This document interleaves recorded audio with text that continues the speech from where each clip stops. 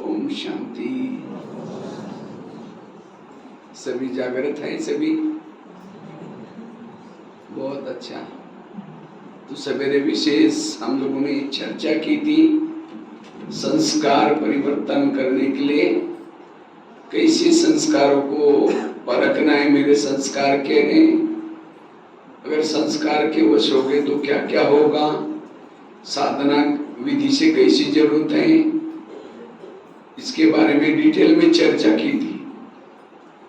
तो अब इसी के कनेक्शन में, क्योंकि हमारा इस भट्टी का थीम क्या है, संस्कारों का परिवर्तन, तो हमारे संस्कार और भी कई छोटे छोटे होते हैं। एक तो सबसे इम्पोर्टेंट है पर चिंतन करने का संस्कार, ये भी संस्कार है। पर चिंतन करना, किसी की दोष देखना, किसी के अवगुण देखना, इसे फिर नफरत करना, किसी से घृणा करना, किसी से किनारा करना, वायुमंडल को खराब करना, ये भी क्या है, संस्कार। और इस संस्कार से हम देवता कैसे बनेंगे? इसलिए इस पर चिंतन के संस्कार को बदलना है। तो पर चिंतन समझा? माता पर चिंतन को समझते हैं? हाँ, तो इसमें से पर चिंतन कौन कौन नहीं करता कभी किसी का?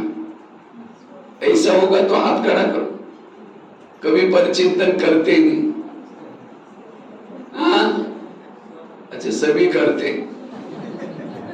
हाथ खड़ा नहीं करे मतलब सब करते हैं। तो पर चिंतन करने से क्या क्या लाभ होता है ये बताओ। हाँ, लाभ नहीं होता तो फिर करते क्यों? क्योंकि माताओं में सहन शक्ति ज्यादा होती है, कम होती है? ज्यादा। माताएं सहन तो करती हैं, लेकिन सहन की भी बातें अपने तक नहीं रखेगी, पड़ोसने जाकर के जरूर सुनाएंगी। समझो पति ने कुछ बोला, सास ने कुछ बोला, थप्पड़ थोड़ी मारेगी तुरंत, तो चुप तो बैठेगी, सहन तो करेगी, लेकिन जैसे पति चला गया, सास चली गई, पड़ोसी ने कब जाकर के बैठेगी, फिर पूछेगी खाना खाया, वो कहेगी क्या खाओ, मेरा पति ऐसा करता, वो भी कहेगा मेरा भी ऐसा है। वो अपने पति की सुना रहे, सास की सुना रहे, उसको कहेंगे परचिंतन। और जो परचिंतन करता है वो वायुमंडल को खराब करता है। परचिंतन करता है, टाइम वेस्ट करता है। पर चिंतन करने वालों को बाबा प्यार नहीं करेगा। इसलिए आज इस भट्टी में पर चिंतन के संस्कार को खत्म करके जाना है। फिर वो पड़ोसनी ये भी बोलेगी, मैं कभी कभी धमकाती हूं, तुम भी कम नहीं करना, नहीं तो वही पति वही सास तुम्हारे सिर पर बैठेगी। पर वो बातें सुन के आई, जब शाम को पति आता है, सारा दिन याद रहता है कि मुझे धमकाना है। जब शाम को आता है, पानी मांगता है, कैसे देख ले, तेरे को हाथ नहीं, गुस्से से पानी दिया, खाना गुस्से से बनाया, वो घर में खाया, सब अशांत हो गए। इसलिए अब हमें पर चिंतन के संस्कार को परिवर्तन करना है। किसी के भी दोष नहीं देखने,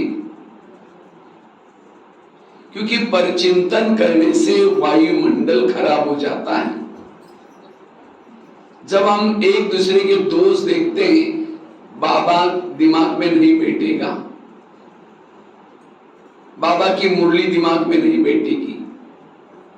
फिर पूछेंगे आज की मुरली क्या थी? हाँ बहुत अच्छी थी, एक पॉइंट तो बताओ, बहुत अच्छा था।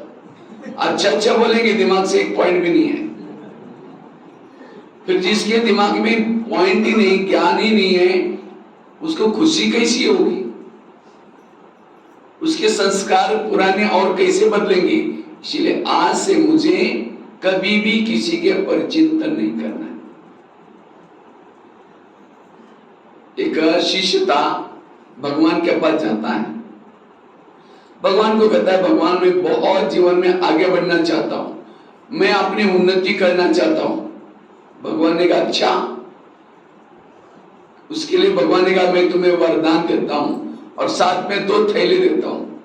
भगवान ने कहा एक थैले को तुम पीठ के पीछे रखना और दूसरे थैले को आगे रखना। और भगवान ने कहा जो पीठ के पीछे थैला है, तुम्हारे आस पास पड़ोस में जो भी लोग रहते हैं उस सभी के अंदर जो जो बुराई है, दोष है, उसकी चिटकी बना करके मैं पीछे डाला है। और भगवान ने कहा जो आगे वाला जो थैला है, तुम्हारे खुद के अंदर जो बुराई है, दोष है, उसकी चिटकियां बनाकर डाली है। लेकिन भगवान ने कहा जो पीछे वाला थैला है दूसरे की बुराई का, उसको बांध करके पीछे रखना, देखना नहीं, उसके बारे में सोचना नहीं। और तुम्हारा जो दोष है उसको खुला रखना, बार बार देखना और उसके अंदर परिवर्तन करना। बस इतना करो, तुम्हें सुख शांति सब मिलेगी, जाओ। लेकिन भगवान ने कहा थैले का ध्यान रखना। कहता हाँ भगवान मुझे सुख चाहिए, मैं ऐसे ही करूंगा जैसे आपने कहा। वो थैले लेके चला गया। कुछ साल के बाद वो व्यक्ति क्या करता है, पीछे का थैला आगे करता है और आगे का थैला पीछे किया। जैसे उसने थैले उल्टे के वरदान उल्टे हो गए। फिर भगवान के पास आता है, कहता भगवान मुझे सुख मिला ही नहीं, मुझे शांति मिली नहीं। भगवान ने कहा अच्छा, तुमको जो मैंने थैले थे उसको कहाँ रखा? कहता भगवान मेरे से भूल हो गई, कभी कभी मैंने आगे का थैला पीछे किया था। भगवान ने कहा यही तुम्हारे दुखों का कारण है। आज हमारे जीवन में योग नहीं लगता, दुख है, अशांति है, संस्कार नहीं बदल रहे। कारण दूसरे के दोष देखना, अवगुण देखना। कोई उल्टी करता है, वोमिटिंग करता है, कहां जाता है? वोमिटिंग करने वाला कहां जाता है? वॉश बेसिन में, और वहां जाकर के उल्टी करता है। जब कोई उल्टी करता हम नाक बंद करके उसको भगाते, उधर जाओ उधर जाओ। लेकिन कोई और वोमिटिंग क्यों करता है? क्योंकि चटपटी चीजें खाई, तली हुई चीजें खाई, सड़ा हुआ खाया, इसलिए पेट में डाइजेस्ट नहीं हुआ, इसलिए उल्टी करता है। तो ये परिचिंतन भी क्या है? ये भी एक उल्टी है। क्योंकि चटपटी चीजें देखी, किसी के दोष देखा, अवगुण देखा, वो पेट में डाइजेस्ट नहीं हुआ, तो क्या करता है? फिर उल्टी करता है। पर चिंतन करने की बात करता है, वो कहां सुनाता है? उल्टी कहां करते हैं? वॉश बेसिन में। तो पर चिंतन कहां सुनाते हैं? कान में। कान कोई वॉश बेसिन तो नहीं है ना, वैसा कान का आकार कैसा है? सुंदर सा वॉश बेसिन है। और कोई उल्टी करता है तो उसको भगाते, और यहां कोई परचिंतन सुनाता है तो और क्या हुआ? वो उठ के भी जा रहे हैं, बैठो ना, चाय पानी पी के जाओ ना। अगर कान में उल्टी करेंगे, परचिंतन सुनेंगे, कान की बातें कहां जाते? दिल में जाते। और दिल में कौन बैठा है? बाबा बैठा है। पर चिंतन सुनने वालों के दिल में बाबा कैसे बैठेगा? इसलिए आज से मुझे किसी का भी दोष नहीं देखना है, किसी का भी परचिंतन नहीं करना है। जो परचिंतन करेंगे, जिसका परचिंतन करेंगे उसका भगत बनना पड़ेगा। आप लोगों ने तो भक्ति तो छोड़ी ना, भजन कीर्तन किसने किसने छोड़ दिया? हाथ खड़ा करो। छोड़ दिया सबने। लेकिन अगर किसी का परिचिंतन कर रहे, ये भी कीर्तन भजन कर रहे। जैसे भजन कीर्तन में क्या करते हैं? दो चार जन इकट्ठे होते हैं, एक जन गाता है, दूसरा क्या करता है? कोई देवी की महिमा गाता है, देवी तुम बड़ी महान हो, ये वैसे जो। और दूसरा क्या करता है? ढोलक बजाता है। तीसरा क्या करता है? झांझ बजाता है। और दो चार जन क्या करते हैं? सुनते, उसको क्या बोलते हैं? कीर्तन भजन। तो इसी तरह अगर आप परिचिंतन करते हैं, परिचिंतन में भी क्या होता है? दो चार जन इकट्ठे होते हैं, एक कहेगा वो है ही ऐसी, दूसरा कहेगा मेरे साथ भी ऐसा किया। अगर जो परिचिंतन करता है, द्वापरिक में आएगा, द्वापरिक आएगा, जिसने किसी का परिचिंतन किया उसका मंदिर बनेगा। उसी मंदिर के सामने ये चार पांच लोग जाकर के क्या करेंगे? एक जन्म तक जिसने कहा था वो है ही ऐसी, वो क्या बोलेगा? हे देवी तुम बड़ी महान हो।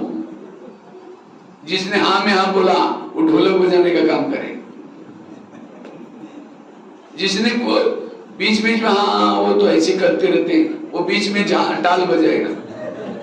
और जिसने कुछ बोला नहीं था, सुना था ऊपर चिंतन और अपनी भावना को खराब किया था, वो क्या करेंगे? वो पर चिंतन सुन करके, कीर्तन सुन करके, भजन सुन करके भावना अच्छे बनाएंगे एक जन्म तक। कितना बड़ा घाटा हुआ। इसलिए मुझे कभी भी परचिंतन करने वाली मंडली में शामिल नहीं होना है। पहले जमाने में गांव में क्या करते थे लोग, जब भी टाइम मिला चौराहे में बैठ करके भजन कीर्तन करते थे। लेकिन आजकल देखते हैं, आजकल भी करते हैं, दो चार जन मिल करके, वो सरपंच ऐसा है, वो ऐसा है, वो ऐसा है, वो भी भजन है। इसलिए हमें कभी किसी का परचिंतन न करना न सुनना। ये परचिंतन के संस्कार को खत्म कर लो, इससे वायुमंडल खराब हो जाता है। परचिंतन करने वालों से व्यावा प्यार नहीं करेगा।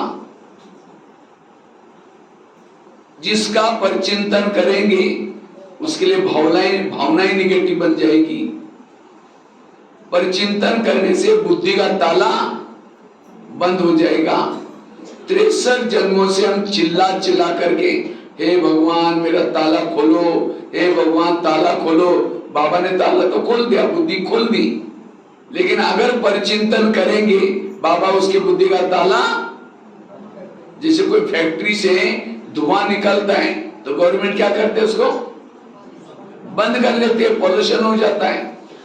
फिर जब परचिंतन करेंगे बाबा ऊपर से देखेगा ये नेपाल के वीरगंज से कौन सी फैक्ट्री से धुआं निकल रहे हैं, बाबा क्या करेगा, उसके बुद्धि का ताला, जब बुद्धि का ताला बंद हो गया, ना परम धाम दिखाई पड़ेगा, ना परमात्मा दिखाई पड़ेगा।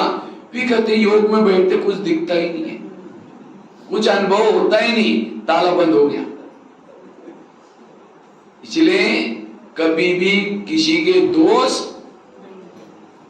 ना देखने। बाबा कभी मुरली में कहते बच्चे छगमई नहीं करो, परचिंतन नहीं करो। ये मुरली में बातें आती हैं, क्यों? ये भी संस्कार में परिवर्तन करना है। कभी भी किसी का परचिंतन करने वालों को कहेंगे कौवा, तो कवि के ऊपर सरस्वती बैठेगी क्या? हंस के ऊपर बैठती है। हंस बनो, दूसरे की अच्छाई देखो। परचिंतन करने वाला ज्ञान से चला जाएगा, ज्ञान में टिक नहीं सकता। बाबा कभी कभी कहते मेरे अच्छे अच्छे बच्चे थे, ज्ञान योग करते थे, लेकिन आज वो है ही नहीं, चले गए। क्यों गए? उन्होंने यहां आकर के किसी के दोष देखे, किसी के अवगुण देखे, इसीलिए उनसे नफरत आएगी, वो चले गए। मेरे साथ ऐसा न हो जाए, इसलिए इसे बचना। एक सत्संग चलता था, तो सत्संग में बहुत सारे लोग आते थे। तो एक दिन एक गुरुजी ने शिष्य को कहा, गुरुजी मुझे एक वरदान चाहिए। तो गुरुजी ने कहा कौन सा वरदान चाहिए? कहा कि गुरुजी मेरे बारे में सबके दिल में क्या चलता है, ये मुझे जानने के लिए मुझे एक वरदान चाहिए। तो गुरुजी ने कहा ठीक है, तुम्हारे बारे में सबके दिल में क्या चलता है वो जानना है, उसके लिए मैं वरदान देता हूं और साथ में छड़ी देता हूं। छड़ी मतलब मांत्रिक डंडा देता हूं। तो जब भी किसी के दिल में तुम्हारे बारे में क्या चलता है वो जानना है, ये छड़ी को दिल में रखो, उस व्यक्ति का नाम लो, पता चलेगा। तो छड़ी दी, वरदान दी, शिष्य चला गया। अचानक शिष्य को याद आया रास्ते में, पहले मैं गुरुजी की चेकिंग करता हूं, गुरुजी के दिल में मेरे बारे में क्या चलता होगा। तो छड़ी को दिल में रखा, गुरुजी का नाम लिया, थोड़ी सी छड़ी काली हो गई। जब छड़ी काली हो गई, उसको लगता रे गुरुजी के अंदर मेरे बारे में कालापन है, इनको गुरुजी बना करके फायदा क्या। आश्रम में आना बंद हो गया। तो एक दिन हो गया, 2 दिन हो गया, महीना हुआ, 2 महीना हुआ। तो गुरुजी को लगता है सबसे अच्छा बैठने वाला, इतनी सेवा करने वाला, आज इसको क्या हुआ। गुरुजी उनके घर में गए, कहता है क्या जी आजकल आप आश्रम में नहीं आते? नहीं जी आजकल थोड़ा कोरोना काल चल रहे हैं, थोड़ा मेरे घर में मेहमान आते हैं, आजकल धान निकालने का समय है, थोड़ा सा ऐसा ऐसा बहाना बनाता है। गुरुजी ने कहा 6 साल से आश्रम में आते थे, आंधी आए तूफान आए कुछ भी हो जाए, नहीं कहा कि गुरुजी। कहता है गुरुजी आपके अंदर मेरे बारे में कालापन है, इसके कारण नहीं आता। गुरुजी ने कहा ये बात है क्या, लेकिन तुमने देखा कि तुम्हारे अंदर औरों के बारे में कितना कालापन है? कहा कि नहीं देखा। देखो शिष्य ने छड़ी को दिल में रखा, अपना नाम लिया, पूरी छड़ी काली हो गई। गुरु की कितनी काली थी? थोड़ी सी काली थी, बाकी सारा सफेद। और शिष्य की थोड़ी सी सफेद, बाकी पूरी काली।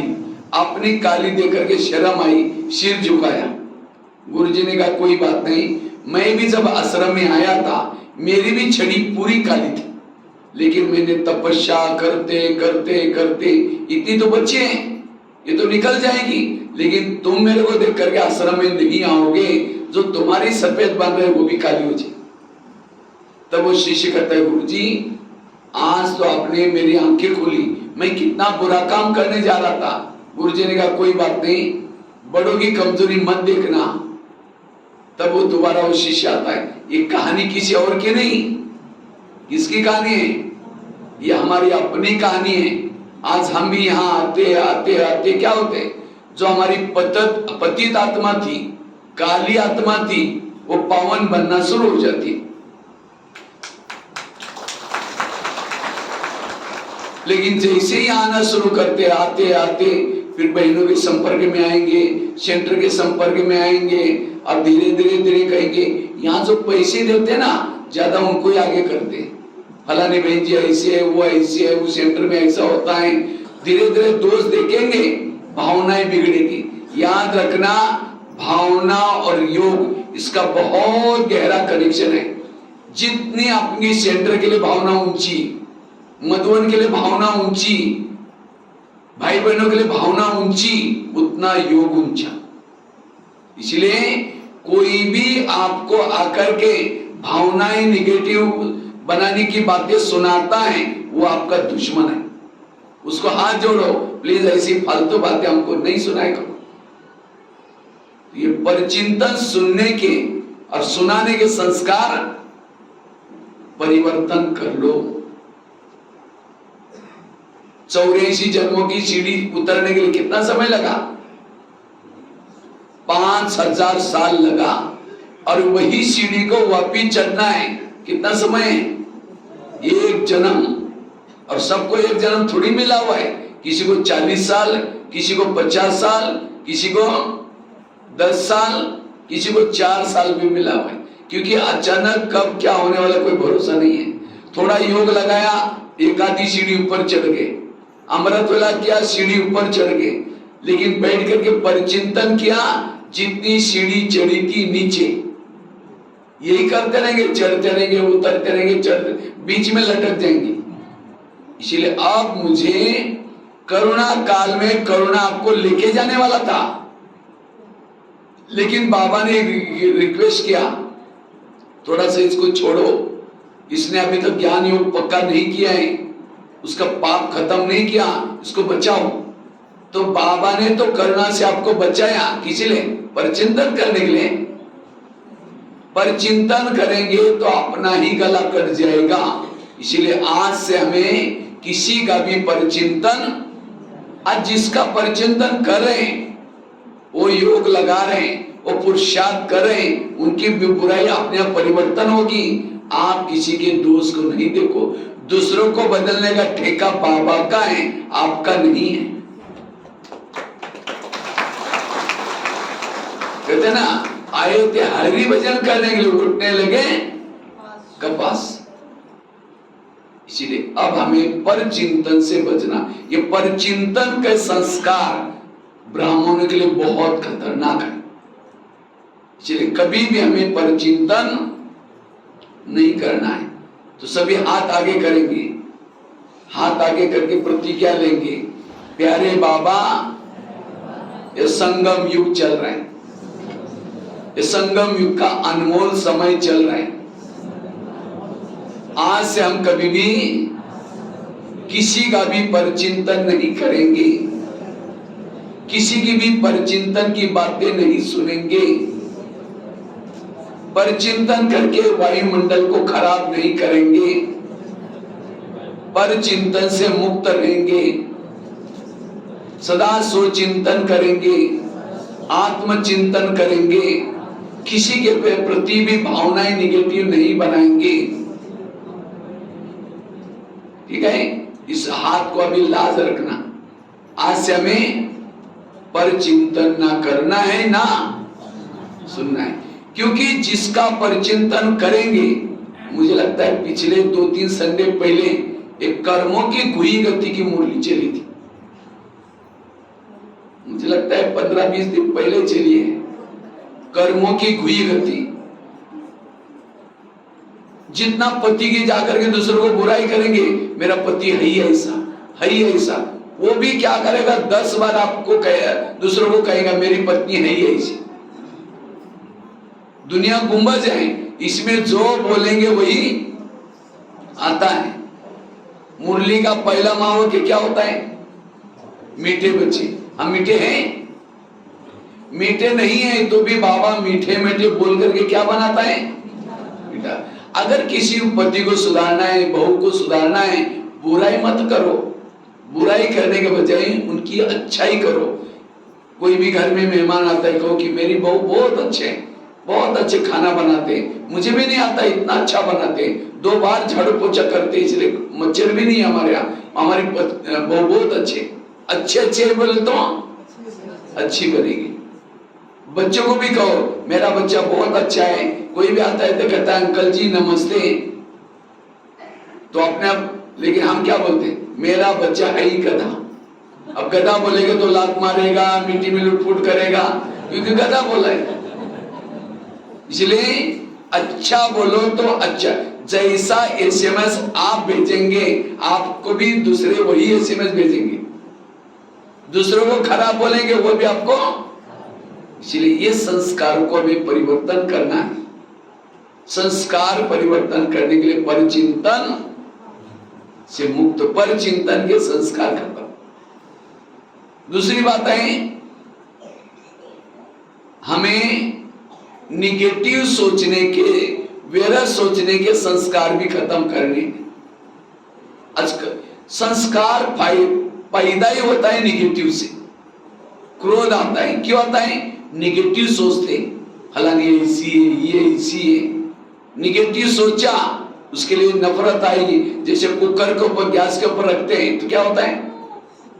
गरम होता है, गरम होते होते सीटी मारना शुरू करता है। कुकर सीटी मारेगा तो सब्जी पकाएगा, लेकिन कोई मनुष्य सीटी मारेगा तो ये क्यों हुआ, मेरे साथ क्यों हुआ, क्यों क्यों क्यों करते गुस्सा करेंगे, और 1 सेकंड के गुस्से में क्या करेंगे उसका भरोसा नहीं है।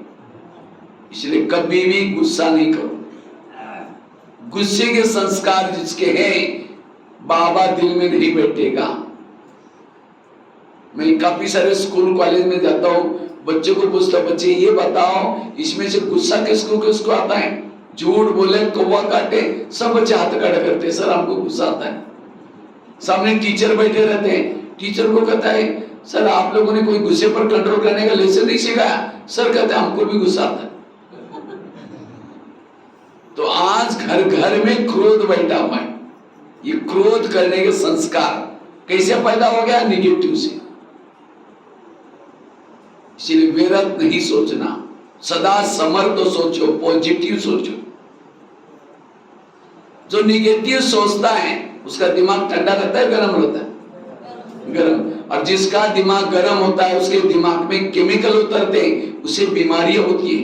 इसलिए कहते हैं ना, जिसका पांव गरम, पेट नरम, दिमाग ठंडा, उस घर में कोई डॉक्टर है उसको मार दो डंडा। पांव को गरम रखो, पेट को नरम रखो, दिमाग को ठंडा। लेकिन आजकल उल्टा होता है, पांव रहते हैं ठंडे और दिमाग रहता है गरम। आज किसी को पेट की बीमारी होती है, ईर्ष्या करने वालों को पेट की बीमारी होती है। इसीलिए कहते हैं ना, तुम मेरे को देख करके तुम्हारे पेट में जलन होता है क्या? आज किसी को दूर का कम दिखता है, दूसरे की बुराई को आंखें फाड़ फाड़ के देखेंगे। जो आंखें फाड़ता है, बड़ी बड़ी करता है, आंखों की पुतली फैल जाती है। फिर डॉक्टर के पास जाएंगे, कहेंगे डॉक्टर जी आजकल मुझे धुंधला दिखता है। तो डॉक्टर चेक करता कहता आपको नंबर लग गया, चश्मा लगाना पड़ेगा। चश्मा तो लगाया, फिर भी बुराई देखना नहीं छोड़ेगा, नंबर बढ़ता ही जाएगा। आज किसी का ब्लड प्रेशर बढ़ गया, जो बीती हुई घटना को याद करता उसका ब्लड प्रेशर बढ़ता है। आज किसी को अस्थमा होता है, दमा, कोई भी बातों को पेट में दबा कर रखेंगे, क्या हुआ? कुछ नहीं हुआ। अरे बताओ क्या हुआ? नहीं नहीं कुछ नहीं हुआ। हुआ बहुत कुछ है, दबा कर रखेंगे, दमे का प्रॉब्लम। आज किसी को शुगर होती है, शुगर कोई मीठा खाने से नहीं होती, शुगर होती है टेंशन से। मैं इसकी सास हूं, मैं इसका पति हूं, मैं इस घर का मालिक हूं, मैं इसकी माँ हूं, इसको मैंने पढ़ाया लिखाया, छोटे से बड़ा किया। जब इसकी शादी भी अपनी पत्नी का मानता है, मुझे नहीं पूछता। ऐसे टेंशन से शुगर पैदा होगी। जब शुगर पैदा होगी तो क्या करोगे? डॉक्टर के पास जाएंगे, और आजकल डॉक्टर को ईमानदार नहीं है, बीमारी कुछ अलग है, दवाई कोई और देंगे। इसलिए बीमारियों से बचने के लिए भी निगेटिव सोचने के संस्कार को बदलो। कभी निगेटिव नहीं सोचना, कैसे सोचो? पॉजिटिव, सदा सकारात्मक सोचो। आज किसी को स्पॉन्डिलाइट होता है, सर्वाइवल, रास्ते में जा रहे खेती में जा रहे कहीं मार्केट में, वो क्या करती है, वो क्या करता है, इधर उधर देखने वाले को स्पॉन्डिलाइट होता है। फिर डॉक्टर के पास जाएंगे, कहेंगे डॉक्टर जी मुझे गले में कुछ अकड़न हो रहे, तो डॉक्टर चेक करता आपको स्पॉन्डिलाइट हुआ। इसका इलाज करके डॉक्टर बड़ा सा पट्टा लगाता है। जब पट्टा लगेगा 6 महीना ना इधर देखेगा ना इधर देखेंगे, सीधा देखते चलना पड़ेगा। तो शरीर बीमार क्यों हो गया? निगेटिव सोचने के संस्कार। इसलिए कभी भी निगेटिव नहीं सोचो। निगेटिव सोचने के संस्कार वाला आत्मचिंतन, परमात्मा चिंतन नहीं कर सकता। घड़ा भर दिया लेकिन नीचे से छेद है, भरा हुआ पानी सारा निकल जाएगा। इसी तरह थोड़ा योग लगाया, अमृत वाला किया और सारा दिन निगेटिव सोचा, जितना कमाया उतना गवाया। व्यर्थ सोचने वालों का जमा नहीं होता। तो व्यर्थ सोचने के संस्कार को बदलो। अगर व्यर्थ सोच रहे हैं, भगवान के ऊपर भरोसा नहीं है कि भगवान भी मेरी नैया को पार कर सकता है, इसलिए मुझे सोचना पड़ रहा है। इसलिए बाबा कहते ना, बच्चे चिंता मत करो, मैं बैठा हूं। मेरे बच्चों का क्या होगा, मेरा क्या होगा, ये क्या होगा, ये सारी टेंशन है। इसलिए टेंशन के संस्कार न हो। टेंशन वाला, निगेटिव वाला चेहरे में खुशी, बाबा कहते हैं आगे चल करके मेरे बच्चों के चेहरे म्यूजियम का काम करेंगे। लेकिन किसके चेहरे? जिसके चेहरे में खुशी है। कहीं का चेहरे लटका हुआ है, चेहरे में है ब्रह्मचारी, है पवित्रता का पालन करते हैं, लेकिन चेहरे में खुशी। कौन कहेगा इनको भगवान मिला हुआ है? इसलिए आजकल लोग दुनिया में क्या करते, चेहरा अच्छा देखने के लिए लाली पाउडर लगाते। लाली तो लगाई, चेहरा मारा पड़ा हुआ है, फूला हुआ है, लोग तो डर जाएंगे इसको क्या हुआ। चेहरे की सच्ची रौनक है मुस्कुराना। हाथ में दृढ़ता के कंगन पहनो, पांव में उमंग उत्साह के पायल पहनो, भ्रुकुटी में आत्मिक स्मृति का तिलक लगा दो और चेहरे में मधुर मुस्कान की लाली लगाओ। यह है सच्चा श्रृंगार। लेकिन आजकल दुनिया में लाली में पता नहीं क्या क्या डालते। आजकल कैंसर, ऐसी बीमारी हो रहे। इसलिए सिंपल लिविंग, हाई थिंकिंग। इसलिए पॉजिटिव सोचने के संस्कार डालो, निगेटिव कभी भी, क्योंकि सारे जो प्रॉब्लम पैदा होते हैं निगेटिव से। क्रोध पैदा हुआ निगेटिव से, काम पैदा हुआ निगेटिव से, सारी बीमारियां, विकार पैदा होते हैं निगेटिव से। इसलिए निगेटिव सोचने के संस्कार खत्म।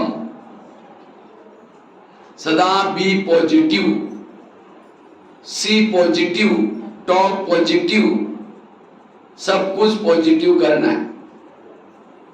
और पॉजिटिव वाला सुखी है, निगेटिव वाला दुखी है। निगेटिव वालों को चैन की नींद नहीं आएगी, करवट बदलता रहेगा, क्यों हुआ, क्या हुआ, मेरे साथ क्यों हुआ।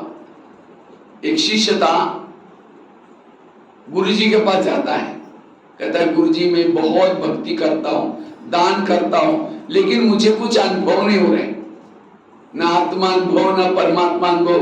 तो गुरुजी हंसने लगे, कहता बात तो सही है। कहता है 3-4 दिन पहले मैं बगीचे में बैठा था, गुरुजी कहते तो वहां एक 5-6 युवा आए, उन युवाओं को प्यास लगी थी। तो गुरुजी ने कहा सामने एक कुआं है, वहां बाल्टी है, रस्सा है, जाकर के पी के आ जाओ। तो 5-6 युवा चले गए, उन्होंने बाल्टी को रस्से से बांधा, नीचे कुएं में छोड़ा, पानी खींचा, पानी नहीं मिला, दोबारा बाल्टी डाली, फिर पानी खींचा, नहीं मिला, 10 बार वो बाल्टी डालते रहे, पानी खींचते रहे, पानी नहीं मिला, प्यासे चले गए। कुआं था, बाल्टी था, रस्सा था, तो भी प्यासे गए, क्यों, बाल्टी को छेद थी। बाल्टी कैसी थी, छेद वाली। वो तो कुएं के पास गए, आप कहां हैं, सागर के पास आए। अगर आपके मन को छेद है, ना आप अनुभव, आत्मा अनुभव ना परमात्मा अनुभव करेंगे। इसलिए अपने मन के व्यर्थ को कंट्रोल करना, व्यर्थों से मुक्त बनने के संस्कार चाहिए। इसलिए सदा पॉजिटिव रहना।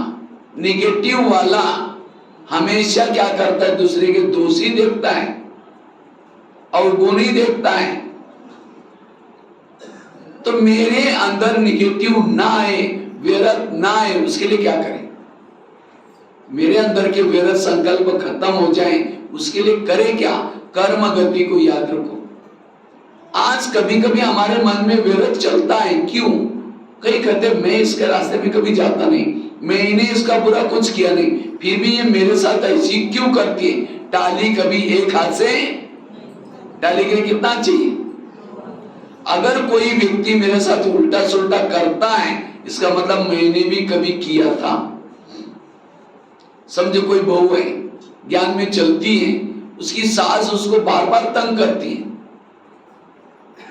तंग करेगी, इधर आने आते ही तो भी बोलती रहेगी, तो क्या उस बहू का योग लगेगा।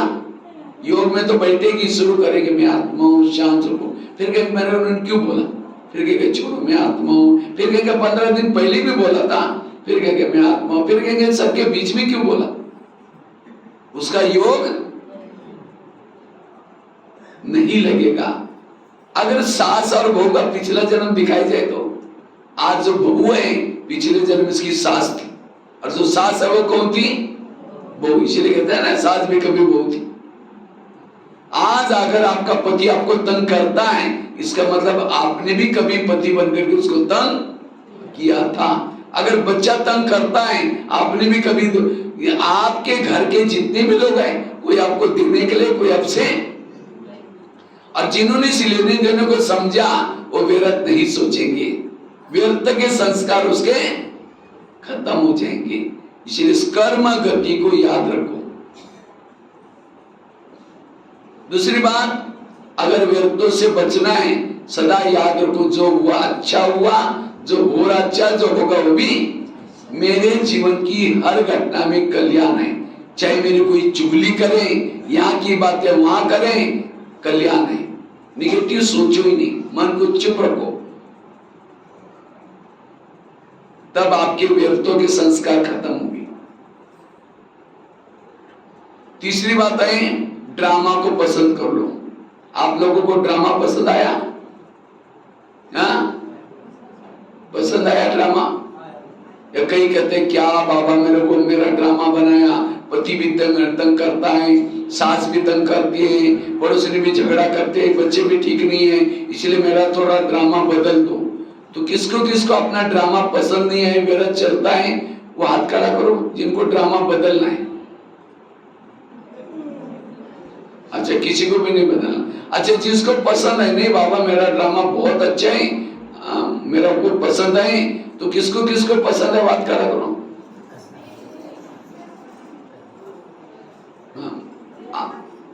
हाथ नीचे करो, मरा हुआ हाथ खड़ा किया। ऐसा है तो कुछ गड़बड़ है। अगर ड्रामा पसंद होता तो दोनों भी हाथ फटाफट उठनी चाहिए, ऊंचाई तक। क्यों? क्योंकि अगर ड्रामा को बदल देंगे, इस ड्रामा के बजाय कोई दूसरा ड्रामा बनाएंगे, पति अच्छा होगा, तंग करने वाला ना हो, बच्चे अच्छे हो। अगर आपको बहनें बुलाती, माता जी थोड़ा ज्ञान सुनने के लिए आओ ना, कहेंगे बहन जी हमारे घर में बड़ी शांति, नहीं चाहिए तुम्हारा ज्ञान। उस पति का धन्यवाद, उस सास का धन्यवाद, जीवन में विघ्न आए, समस्या आई और शांति को ढूंढ कर ढूंढते यहाँ पहुंचे, इतना अच्छा ज्ञान मिला, दैवी परिवार मिला। इसलिए जीवन में विघ्न और समस्या जरूरी। एक माता जी थी, भगवान के पास रोज भगवान को कहते, भगवान आपने कितना मुझे दुख दिया, आपने कितना मुझे परेशान किया, रोज भगवान के ऊपर कोसती रहती। तो एक दिन क्या होता है, भगवान अचानक प्रकट हो गया, कहा कि माता मैंने तेरे को ज्यादा दुख दिया ना, तुम अपने दुखों की सारी बातें एक चिट्ठी पर लिख दे, जो जो तुम्हारा दुख आए उसकी चिट्ठियां बना दो, और चिट्ठियां बना करके सारी चिट्ठियों को एक गठरी में बांध दो, और उसी गठरी को गांव के बाहर एक बड़ का पेड़ है, वहां बड़ के पेड़ को टांग देना, और वहां और भी दुखों की गठरियां बहुत सारी है, तुम्हारा टांग देना, और तुम्हें जो भी पसंद आए उसमें से एक उतार करके लेके आना। क्योंकि हर एक के जीवन में दुख जरूरी है, दुख धाम में रहते तो दुख जरूरी है। तो माता बड़ी खुश हो गई, सोचे अब मेरा सारा दुख क्या हो गया, खत्म हो गया। सारी दुखों की बातें लिख दी, मुझे पति तंग करता है, सास भी ऐसे है, बेटा भी ऐसा है, जो जो कुछ उसको मन में था सारी बातें लिखी और एक गठरी बांध दी, लेके गई, लेके जाकर के उसको टांग दिया। जब टांग दिया, दूसरा लाने के लिए सोचते, अब उसको लगता है ये लू, ये लू, अब परेशान हो गई। लास्ट में उसने एक छोटी उतार दिया। आते थे रास्ते में सोचने लगी, बस मेरा पति तो तंग करता, बाकी सारा ठीक है, अगर ये गठरी लेके जा रही हूँ, हो सकता है उसका पति शराबी होगा, हो सकता है उसके गरीबी होगी, वापिस गई, छोड़ दिया। फिर दूसरा लेके आई, फिर सोचे अरे इनके वापिस गई, आखिर अपना ही लेके आई वापिस।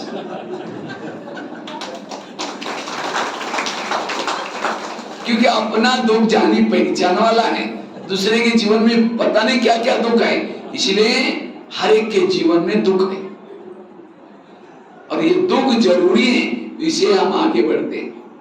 इसलिए सदा पॉजिटिव रहो, कुछ भी हो जाए ड्रामा कल्याण करे। वैसे तो हम 3 बाप के बच्चे, बाप कितने हमारे 3, लेकिन हमारी माँ कितने हैं? हम 5 माँ के बच्चे। कितने माँ? 5। ब्रह्मा, मम्मा, लौकिक माँ, धरती माँ, ड्रामा। कितने माँ होगी? 5 माँ के बच्चे दुखी कैसे हो सकते हैं? और माँ तो माँ होती है, माँ बच्चे का कभी बुरा। अगर बच्चा बीमार है, माँ उसको दवाई पिलाती है, दवाई कड़वी है, बच्चा नहीं पीता, बार बार मुंह से निकालता है, माँ क्या करते हैं? उसका हाथ पकड़ करके फिर भी चम्मच चूसेगी, तंग नहीं करें, उसका प्यार है, ये दवाई उसके मुंह में जाएगी, कई बीमारी ठीक हो जाएगी। इसी तरह ड्रामा भी हमारी माँ है, हमें कई जीवन की बातें अच्छी नहीं लगती तो भी ड्रामा उसको रिपीट करता है, क्योंकि उसको पता है कि इसके अंदर ही इसका कल्याण है। इसलिए ड्रामा को पसंद कर लो। मुझे लगता है मधुबन में जो मुरलियां चली लास्ट में सीजनों में, 2016 और 17 का लास्ट सीजन रहा मधुबन का, अव्यक्त बाबा का मिलन का। अभी तो आता है, लेकिन अभी गुलजार दादी है ही नहीं, वरना साकार में बाबा आकर के मुरली। तो पहले जो मुरली लास्ट की 2 साल की चली, कैसी चली? हर मुरली में बाबा कहते थे वाह ड्रामा, वाह बाबा वाह। 2 साल की मुरली में गुलजार दादी की तबीयत खराब थी, फिर भी प्रोग्राम बने रहते थे, दादी को स्टेज पर लाया जाता था और बाबा का अवतरण होता था, और बाबा दादी गुलजार दादी के आवाज में मुरली चलाते थे, और मुरली चलती थी वाह ड्रामा, वाह बाबा वाह। तो 40-40 बार 50 बार मुरली में बार बार रिपीट होता था, वाह ड्रामा हुआ। तो कई भाई बहन कहते थे आजकल बाबा की ऐसी मुरलियां क्यों चल रहे हैं? टोटल ज्ञान का सारा हुआ। कोई गाली भी दे क्या बोलेंगे? आवाज नहीं आ रहा है, क्या बात है? जोर से बोलेंगे वाह ड्रामा। कोई झगड़ा करे आपके साथ क्या बोलेंगे? वाह ड्रामा। कोई आपकी निंदा करेंगे क्या बोलेंगे? वाह ड्रामा। कोई माता जी का पति शराब पी करके उसको पिटाई करेंगे, उस माता को क्या बोलना है? अभी तो चुप ही हो गई, क्या बात है? तो माता जी को क्या बोलना है? वाह ड्रामा। कहेंगे भाई जी पति शराब पी करके पिटाई करे, वाह कैसे निकलेगा? तो भी उसको क्या बोलना है? क्यों? उस माता के लिए पति तो बहुत मिले ना, सतयुग में मिला था, त्रेता भी मिला था, द्वापर भी मिला था, अभी भी मिला है। सतयुग का पति तो बहुत अच्छा था, दिल्ली में रहता था, सोने के महल में रहता था, वो देवता था।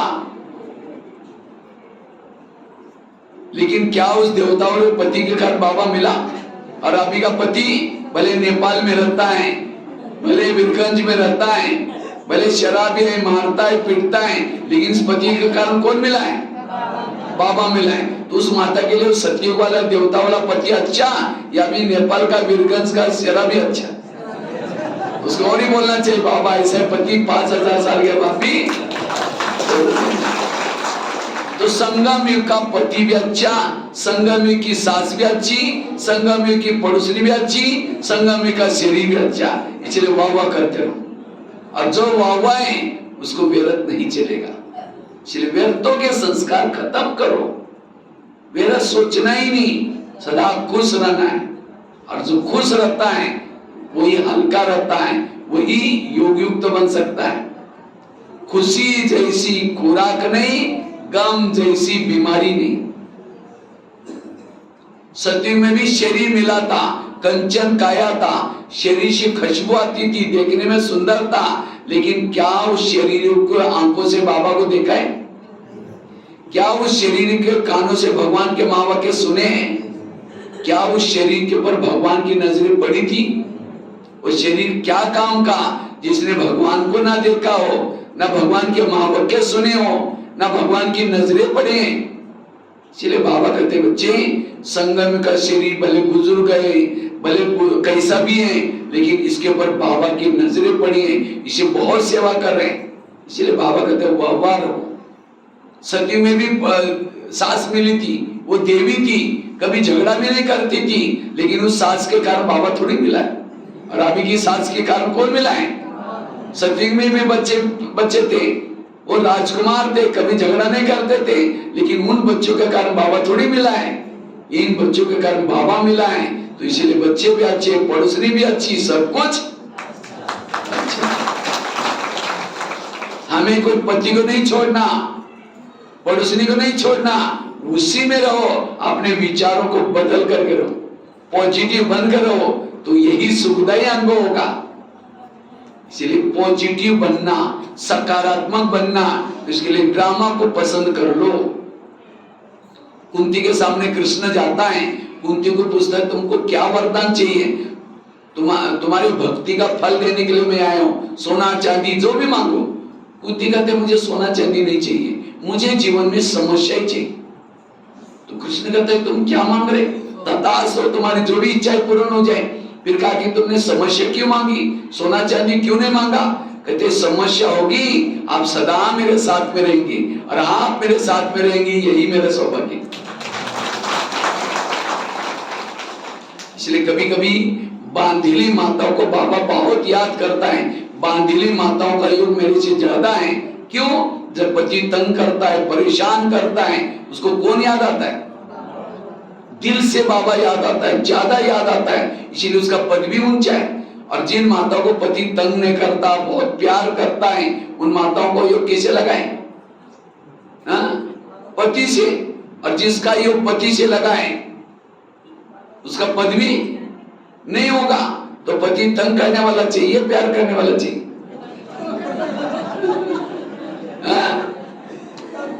तंग करने वाला। इसीलिए बाबा कहते बच्चे विघ्नों से कभी घबराओ, समस्या व्यक्ति को महान बनाती है, इसलिए ड्रामा के ऊपर विश्वास रखो, व्यर्थों से मुक्त बन जाएंगे। व्यर्थ सोचने के संस्कार को बदलो।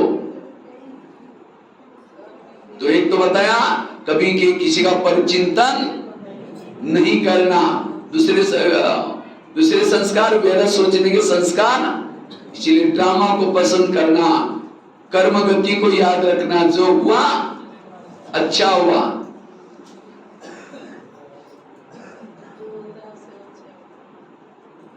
तीसरी बात है, अगर हमें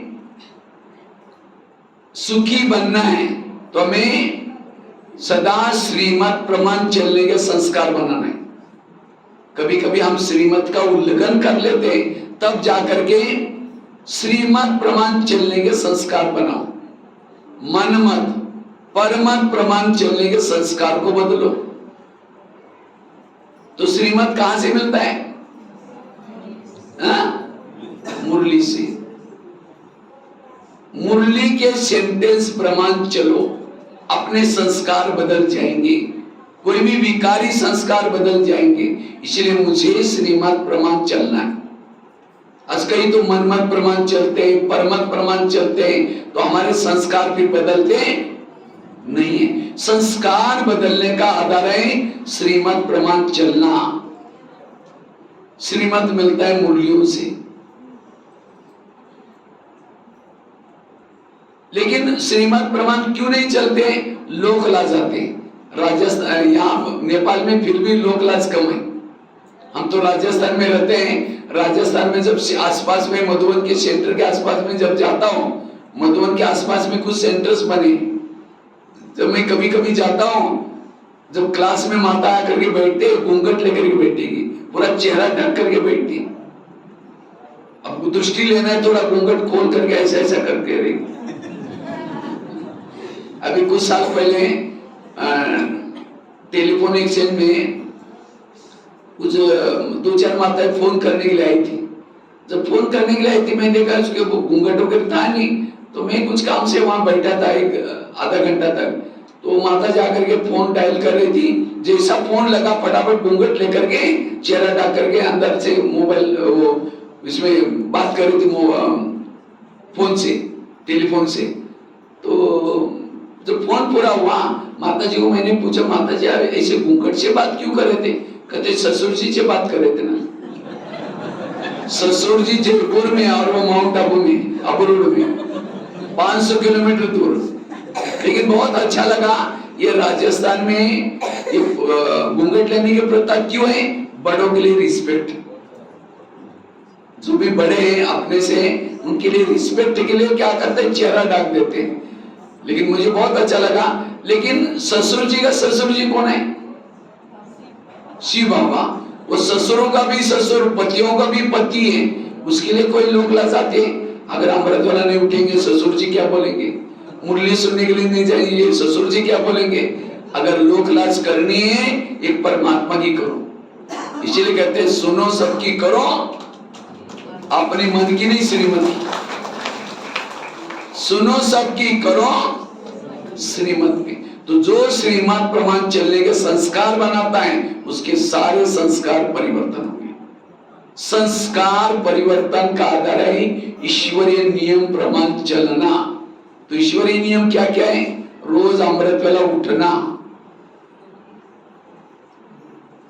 रोज मुरली सुनना, पवित्रता की पालना करना, रोज हमें बैज पहनना, शुद्ध भोजन खाना, ये सारे संस्कार डाल दो। ब्राह्मणों के संस्कार बना दो।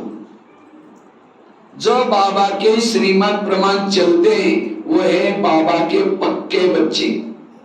वो कैसे बच्चे हैं? पक्के। और जो श्रीमत प्रमाण नहीं चलते, वो है बाबा के कच्चे बच्चे। कच्चे बच्चे जाते हैं त्रेता युग में, पक्के बच्चे जाते हैं सतयुग में। तो कच्चे हैं पक्के आप लोग? हाँ, तो सारे श्रीमत का पालन करते हैं।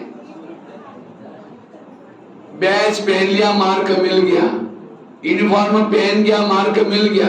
अगर किसी को ज्यादा तकलीफ है, बात सही है, ये है, बाकी किसी को कोई बोलते नहीं तो भी हम नियम को तोड़ते हैं तो उसके मार्ग कट हो जाते हैं। इसलिए श्रीमत प्रमाण चलना है।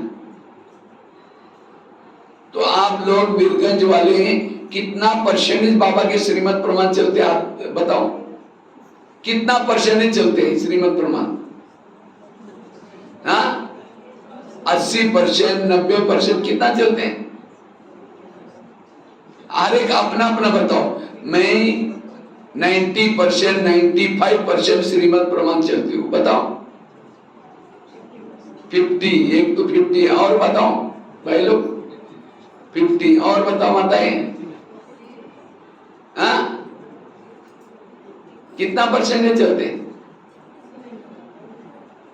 या दोनों तरफ ये है, दुनिया के तरफ भी चलते हैं और यहाँ ब्राह्मणों में भी चलते हैं, ना इधर के ना उधर के होंगे।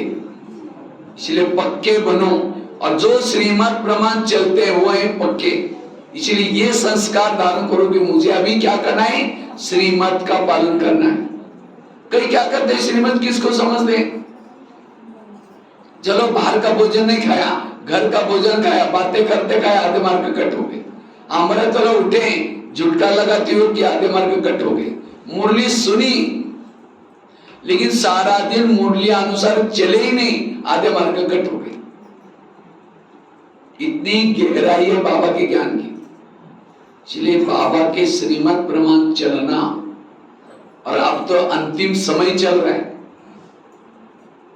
कृष्ण अर्जुन को कहता है, अर्जुन कृष्ण को कहता है, ये मैं कैसे छोड़ू, ये कैसे करो, ये मेरे गुरु है, ये मेरा भाई है, ये मेरा चाचा है। 18 दिन तक बहुत समझाता है, लेकिन तो भी अर्जुन क्वेश्चन करता रहता है। लास्ट में कृष्ण ने अपना रूप दिखाया, मैं तेरे को कहने वाला कौन, और तब जाकर के कहता है प्रभु प्रभु प्रभु करके मगन हो गया। इसी तरह 86 साल वर्षों से, 86 साल से परमात्मा रात रात जाग करके, आज कितना घंटों तक बाबा ने समझाने की कोशिश की, तो भी हम कहते हैं नहीं बाबा हम गृहस्थी हैं, नहीं बाबा ये कैसे कर सकते हैं। यहाँ संदली पर बैठ करके कोई भाई ने आपको डायरेक्शन नहीं दे रहे, स्वयं परमात्मा कह रहे हैं। इसलिए अब हमें कोई भी क्वेश्चन नहीं करना, बाबा के श्रीमत का पालन करना है। और जो श्रीमत का पालन करते हैं उनके संस्कार अपने आप परिवर्तन। संस्कार क्यों नहीं बदल रहे? क्योंकि हम श्रीमत में मनमत मिक्स करते। सीता कमजोर क्यों बनी? उसको लगा ये साधु है, अगर ये उसको दान नहीं करेंगे तो क्या हो जाएगा, रूठ जाएगा। इसीलिए क्या किया उसने, रेखा का उल्लंघन करके बाहर गई। जबकि लक्ष्मण ने क्या बोला था, तुमको रेखा को पार नहीं करना है, लेकिन उसने श्रीमत में क्या मिलाया, मनमत। इसी तरह हम किसी के घर में जाते हैं, कहते हैं 4 साल के बाद इनके पास आए हैं, अगर इनका खाना नहीं खाएंगे तो नाराज हो जाएंगे। ये श्रीमत में क्या मिलाया, मनमत। और क्या क्या रेखा पार दिया, और तब जाकर के पुराने संस्कार जागृत हो गए। इसीलिए अब मुझे श्रीमत के लिए भीषम प्रतिज्ञा करनी है। जो श्रीमत के अंदर है माया उसके पास नहीं आ सकती। सती में आकर के बाबा कहेगा बच्चे अमृत वेला उठो, सफेद ड्रेस पहनो, केवल संगम युग में ही आपको बोलता है, बाकी पूरा। इसलिए श्रीमत का पालन करो, छोटे बड़े सारे श्रीमत पर, जितना श्रीमत पर चलेंगे शक्तिशाली बन जाएंगे। इसलिए लोक लाज नहीं करने। जब हम श्रीमत का उल्लंघन करते हैं विकर्म बन जाते हैं, और यही विकर्म आज हमें खुश रहने नहीं देते, बोझ चढ़ जाता है। श्रीमत का उल्लंघन करने से बोझ चढ़ जाता है। इसलिए बाबा कहते बच्चे श्रीमत प्रमाण चलो। कितनी बातें हो गई, 3 बातें बताई। पहली कौन सी बात बताई, पर चिंतन से बचने के संस्कार।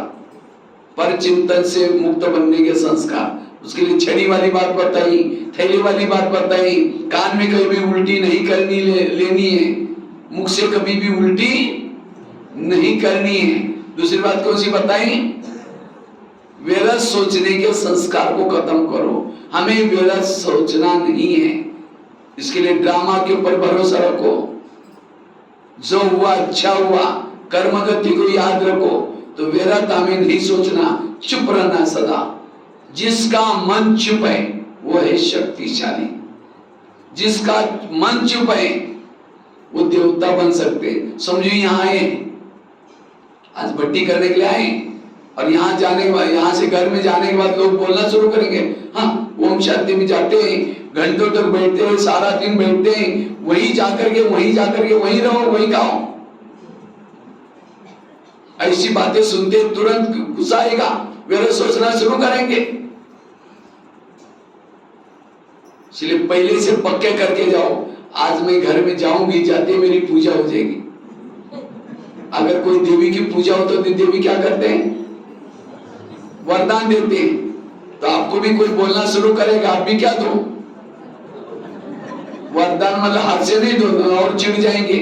बड़ा देवी बन के आई, जाकर के शक्ल आईने में देख ले। मन से कहो बाबा इनका कल्याण करना। आज भट्टी में हम इतनी अच्छी अच्छी बातें सुन के आए, आज इतना आनंद आया, इतना ये हो गया। वो बोल रहे लेकिन आप मन से कर रहे कि बाबा आज बहुत अच्छा है। तब जाकर के उनको लगेगा पहले हम थोड़ा भी बोलते थे, ये तो काली का रूप धारण करती थी, आज तो बिल्कुल चुप है। अगर कोई देवी की पूजा करते हैं तो देवी क्या करते हैं? वरदान देते हैं, ये हाथ नीचे करके चेहरा पीछे करते हैं। इसलिए व्यर्थों से मुक्त के संस्कार डालो, और उसके लिए क्या करो? नेगेटिव को क्या बना दो? पॉजिटिव। अगर आपको कोई बोलता भी है, उसकी नेगेटिव बात को क्या बना दो? किसी ने गाली भी दी, क्या समझो? गाली नहीं दी, मेरे ऊपर गुलाब का फूल डाल दिया। जो संगम युग में आपको गाली देता है, दोपहर में रोज आपके मंदिर में आएगा और क्या करेगा? रोज गुलाब का फूल चढ़ाने का काम करेगा। तो भगत चाहिए नहीं चाहिए? तो जिस दिन किसी ने गाली दी, मेरा सोचने के बजाय बाबा के रूम में जाकर के बाबा को, बाबा आज आपने बहुत अच्छा भगत भेजा था, उसने बहुत अच्छा फूल डाल के गया, कल भी किसी को जरूर भेज देना। नेगेटिव को क्या बना दिया? पॉजिटिव। किसी ने अगर आपका परिचिंतन किया तो क्या समझो? परिचिंतन नहीं किया, मेरा कीर्तन भजन गाया, तो भजन वाला भी चाहिए, फूल डालने वाला भी चाहिए। तो नेगेटिव को क्या बना दो? एक महाराष्ट्र में एक संत थे जिनका नाम था तुकाराम महाराज। वो बहुत भक्ति करते थे, लोगों ने उसको मना किया, तभी छोड़ा नहीं। तो एक दिन सभी लोगों ने पकड़ करके वो संत के गले में सब्जी की माला पहना दी। बैंगन, टमाटर, आलू, मटर, मिर्ची, मुंह काला किया, उसके बाल उतार करके हल्दी लगाई, उस संत को गधे पर बिठाया, गली गली में घुमाया, इतना ही घर के सामने लाया, पत्नी को बुलाया। जब उसकी पत्नी देखती मेरे पति के साथ ऐसा किया, सबको गाली देती। जब गाली देते हैं तुकाराम महाराज सब्जी की माला दिखा करके कहते हैं इनको गाली क्यों दे रहे? ये लोगों ने अपने लिए 8 दिन के लिए सब्जी ला कर दी। नेगेटिव को क्या बना दिया? पॉजिटिव। और कहा इनको गाली मत देना। जब मुझे घुमाने के लिए लेके गए थे, धूप बहुत तेज थी, और तेज धूप में लोगों ने पाँव में कुछ नहीं पहना था, इन सबके पाँव में छाले फोड़े आएंगे, मुझे कुछ नहीं हुआ, मैं आराम से पर गधे पर बैठा था। नेगेटिव को क्या बना दिया? और कहा इनको गाली मत देना, इनको गाली मत देना। कहा कि मेरे सिर में फोड़े हो गए थे, ये लोगों ने बाल उतर करके हल्दी लगाई, हल्दी तो एंटीबायोटिक का काम करते, अब ठीक हो जाएगा। और कहा इनको गाली मत देना। जब मुझे घुमाने के लिए लेके गए थे, धूप बहुत तेज थी, और तेज धूप में लोगों ने पाँव में कुछ नहीं पहना था, इन सबके पाँव में छाले फोड़े होंगे, मुझे कुछ नहीं हुआ, मैं आराम से। परिस्थिति को पॉजिटिव बनाने वाला व्यर्थों से मुक्त है, और जो व्यर्थों से मुक्त है उसके अंदर सहन शक्ति का संस्कार आता है। अगर गुस्से पर कंट्रोल करना है, गुस्से का संस्कार को बदलना है, उसके लिए नेगेटिव को क्या बना दो? पॉजिटिव। गुस्से वाला कभी भी संस्कार नहीं। गुस्से वाला आज कहीं कहते मेरा गुस्सा खत्म ही नहीं होता, मेरा पति मानता ही नहीं, मेरे बच्चे भी मानते ही नहीं है।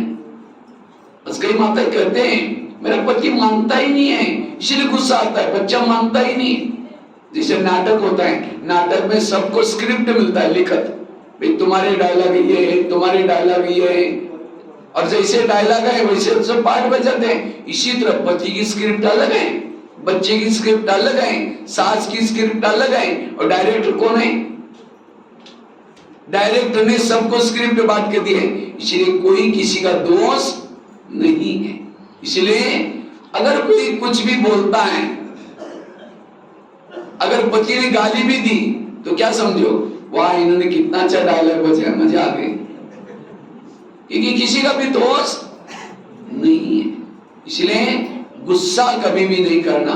गुस्से वाला जो गुस्सा करता है, खाना गुस्से में बनाएंगे, फिर पानी गुस्से में देंगे, पूरा घर अशांत हो जाएगा। इसलिए गुस्से के संस्कार परिवर्तन करना, और उसके लिए निगेटिव को क्या बना दो। मैं अपने जीवन की कुछ बातें आपको सुनाता हूं।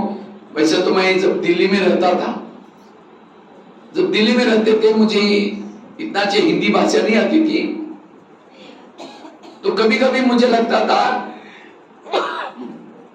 कभी लगता था किसी को ज्ञान सुनाना सीखना है, तो मैंने 2-4 लोगों को बुला करके कुछ सुनाना शुरू किया। तो किसी ने मेरे को देख लिया, कहते आप क्या कर रहे थे? मैंने कहा ज्ञान की बातें सुना रहे थे। कहते तुम्हारा काम नहीं, तुम ऐसे हो वैसे हो, बहुत डांट लगा दी। अब कितना गुस्सा आना चाहिए। मैंने उस निगेटिव बात को क्या बना दिया, मैंने सोचा इनकी कोई गलती नहीं, मेरे पास ज्ञान का स्टॉक नहीं है, इसलिए बाबा मौका नहीं दे रहे। तब से सुनाना छोड़ दिया। रोज एक बगीचे में बैठता था, गमले पड़े रहते थे, फूलों के गमले, गमलों को समझता था माताएं बैठे, यूथ बैठे, कुमार बैठे, और रोज आधा घंटा तक गमले के सामने जाकर के गमलों को ज्ञान सुनाता था। और सुनाते सुनाते 10 साल तक मैंने प्रैक्टिस की, और करते करते आज 12-11 हजार स्कूलों में, 800-900 जिलों में लेक्चर करके इंडिया बुक ऑफ रिकॉर्ड में नाम दर्ज। अगर उसने मुझे ऐसा ना बोलते तो है। इसलिए पॉजिटिव बनो, हर घटना में कल्याण है।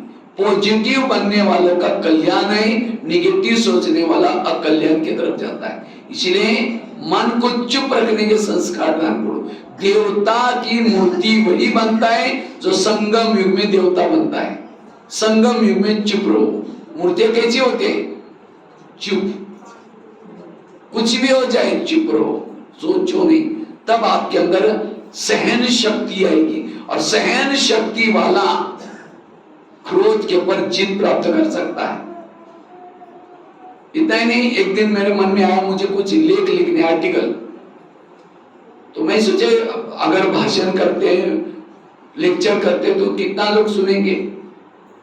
100 लोग, 1000 लोग, 500 लोग सुनेंगे। लेकिन एक लेख छपेंगे, लिखेंगे, तो वो एक लेख पढ़ेंगे, कितना लोग पढ़ते? समझो मैं ईश्वर ओम शांति में संदेश में लिखता था, तो मुझे लगता है पूरा आधा नेपाल वाले लोग पढ़ते थे उसको। तो एक दिन में मैं तो इतनी सेवा तो नहीं, 1 महीना में घूमेंगे तो भी नहीं जा सकूंगा। लेकिन लेख से कितना सेवा होते हैं। तो मैंने क्या किया, रात भर जाकर एक लेख लिखा, लिख करके दूसरे दिन फोटो कॉपी करने के लिए भाई के पास लेके गया। मैंने कहा भाई जो भी पैसा लगेगा ले लेना और उसको फोटो कॉपी करना। उसने ऊपर नहीं देखा, उसको लगा पता नहीं क्या हुआ, उसने फाड़ के 25 टुकड़े करके कचरे में फेंक दिया। अब कितना गुस्सा आना चाहिए, थप्पड़ मारना चाहिए, झगड़ा करना है। मैंने अपने दिमाग को शांत रखा, मैंने सोचा इसमें भी कुछ कल्याण है, और रोज लिखना शुरू किया। लिखते लिखते आज 40 मैगजीन में लिखता हूं, 3000 से ज्यादा लिख चुका हूं। आज गुस्सा करता तो इसलिए हर बात में कल्याण है। अपने मन को चुप रखो। समझो पति कुछ बोलता है, सास कुछ बोलते हैं, मन को चुप रखना, हर बात में कल्याण है। इतना ही नहीं, एक दिन किसी ने मेरे को कहा इतने सारे आप कार्यक्रम करते हैं, इसके फोटो नेट में डालो तो बहुत अच्छा है। लेकिन मुझे नेट और कंप्यूटर क्या है उसके बारे में नॉलेज था ही नहीं। मैंने कुछ फोटो सीडी में डाल करके एक भाई के पास लेके गया। मैंने कहा भाई इसको नेट में कहीं डाल देना। उसने कहा तुम तो 22 आदमी, तुम्हारे फोटो नेट में जरूर होते हैं। मुझे लगा नेट क्या होते हैं, मुझे उसको सीखना है। और सीखते सीखते आज गूगल में, यूट्यूब में बीके भगवान भाई सर्च करो, 7000 से ज्यादा लेक्चर्स अभी भी देखो। अभी भी जो सवेरे का क्लास मैंने किया तुरंत यूट्यूब में चढ़ा दिया, कितने लोग उसको देखेंगे सुनेंगे। तो इसलिए हर बात में कल्याण है, इसलिए कभी भी निगेटिव नहीं सोचो, सदा पॉजिटिव बनने के संस्कार धारण करो। जो पॉजिटिव है उसका जिम्मेवार बाबा है।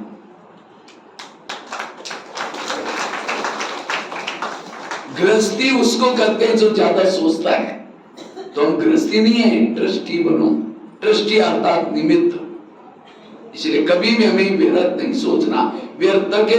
इसलिए नेगेटिव को क्या बना दो। इतना ही नहीं, मैं जब पढ़ता था मेरे पास खाने के लिए कुछ नहीं था, मैं चावल उबाल करके शक्कर डाल के खाता था। लेकिन आज मधुबन में 25,000 लोगों का भोजन बना दो। देखो श्रीमद प्रमाण चला तो बाबा ने कितना बड़ा फायदा कर दिया। तो इसलिए हर बात में कल्याण है, इसलिए हमेशा पॉजिटिव रहना, व्यर्थों से मुक्त बनने का। चौथी बात है अभिमान के संस्कार। कभी भी अभिमान के संस्कार आज ब्राह्मणों में जागृत होते, कभी कभी अभिमान आता है। कोई सहयोग करने का अभिमान, कोई कलाओं का अभिमान, कोई विशेषता का अभिमान। अगर अभिमान है, अभिमान के संस्कार है, वो असफल बन जाएगा। सबसे बड़ा विकार है अभिमान। कौन सा संस्कार? अभिमान। क्रोध भी क्यों आता है? अभिमान, मेरी बात मान। अभिमान क्या है? अभिमान, मेरा अभी मानना चाहिए। इसलिए कभी भी अभिमान, मैं इसकी सास हूं उसका भी अभिमान, मेरे अंदर ये कला है उसका भी अभिमान। जैसे मैंने सवेरे पांडवों की कहानी सुनाई, पांडवों में अभिमान था, बुद्धि का अभिमान, कलाओं का अभिमान। मैं तो सचमुच मेरा जीवन से देखा, मेरे पास जितनी भी कला है, विशेषता है, ये किसकी देन है? ये बाबा की देन है। बाबा ने दिया हुआ है, मेरे पास कुछ भी नहीं था। बताया ना मैंने, 6 महीना स्नान नहीं करते थे, 2 शब्द बोल नहीं सकते थे, लेकिन आज पूरा भारत में जाकर इतनी सेवाएं करने, ये कला किसने दी? बाबा ने दी है। मेरा कुछ भी नहीं। मैं कहूँ कि वाह मैं बहुत अच्छे लेक्चर करता हूँ, मैं मधुबन निवासी हूँ, मैं किचन का ये हूँ। अगर ये अभिमान होता तो ना हम जनरल ट्रेनों में आ सकते हैं, ना कोई ऐसा कहीं अपमान की फीलिंग होती। अभिमान वाला एक दूसरे के साथ नहीं रह सकता, एडजस्ट कर नहीं सकता। सारे ज्ञान का सारा है निरअहंकारी बनो।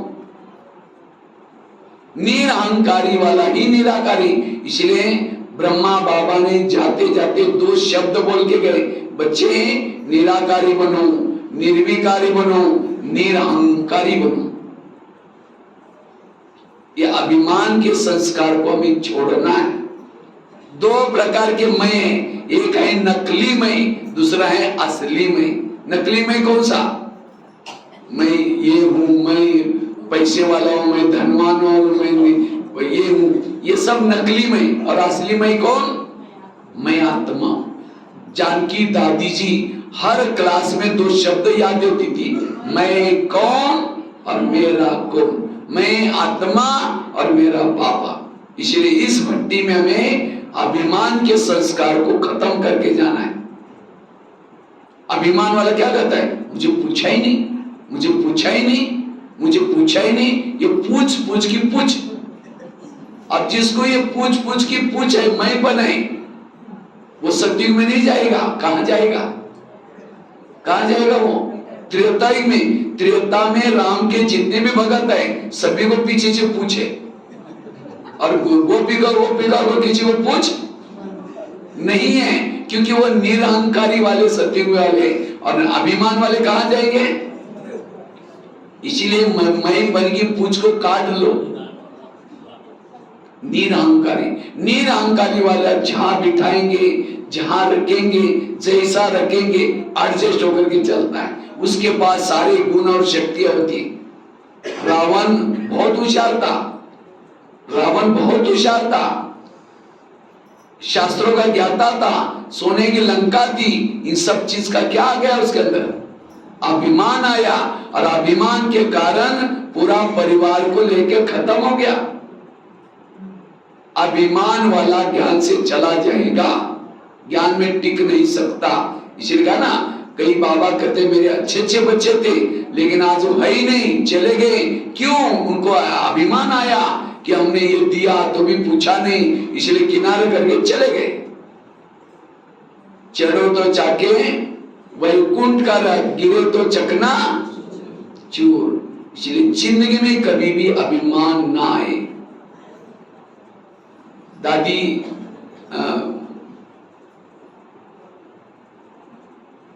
मम्मा भी हमेशा करती थी, हुक्मे हुकुम चला रहे, करन करावन हार करा रहे। मैं एक निमित्त हूँ। जैसे पॉपेट शो होता है ना, पॉपेट शो को क्या करते, नचाते, नचाने वाला दिखाई नहीं पड़ता, वो पर्दे के पीछे बैठता है। इसी तरह हम भी कौन है, एक पॉपेट शो है। बाबा क्या कर रहे हैं, नचा रहे हैं। इसलिए सदा निरहंकारी के संस्कार धारण करना है, कभी भी हमें अभिमान नहीं करना है। और जितना निरहंकारी बनेंगे निराकारी स्थिति आएगी। इसलिए ये संस्कार आज इसलिए भट्टी रखिए, नहीं तो कभी कभी आपस में बहनों की बुराई देखेंगे, इसकी बुराई देखेंगे, ये हमको क्या सुनाएंगे, ये क्या है, अभिमान है।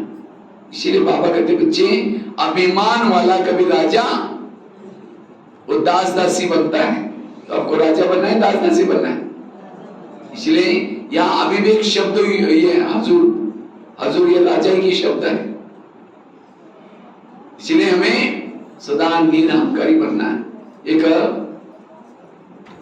एक शेठ जी थे, शेठ जी बहुत बड़े थे।